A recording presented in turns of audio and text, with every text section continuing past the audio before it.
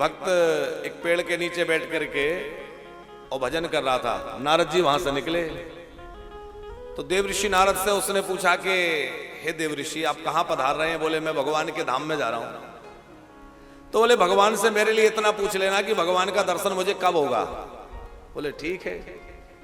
अब देवऋषि नारद गए, भगवान से पूछा कि वो अमुक व्यक्ति मिला था, वो भक्त, वो पूछ रहा था कि आपका दर्शन कब होगा।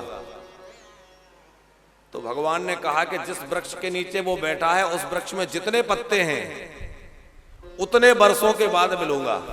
अब असंख्य पत्ते वृक्ष में, इसका मतलब असंख्य वर्ष लगेंगे। नारद जी लौटते लौटते कहे, बोले इतने वर्षों बाद मिलेंगे। अब तो वो जो है भक्त जो है वो नाचने लगा, और भक्त नाचने लगा तो नारद जी ने कहा, अरे मैं तो सोच रहा था कि तुम सुनकर के चिंतित होगे, उदास होगे कि अरे इतने वर्ष लगेंगे भगवान को मिलने में और तुम नाच रहे हो। मुझे इस बात की कोई मुझे परवाह नहीं कि कितने वर्षों बाद मिलेंगे। मैं तो इस बात से खुश हूं कि मेरे प्रभु ने कह दिया वो एक दिन मुझे मिलेंगे, तो मिलेंगे तो सही, अब वो कितने वर्ष लगेंगे इसकी क्या फर्क पड़ता है। और देवऋषि नारद ने क्या देखा कि भगवान सामने आके खड़े हो गए। तो नारद जी ने कहा कि प्रभु आप मुझे भी झूठा बनाएंगे? अरे जब आपको इतना जल्दी आना था तो इतना मुझसे झूठ क्यों बुलवाया?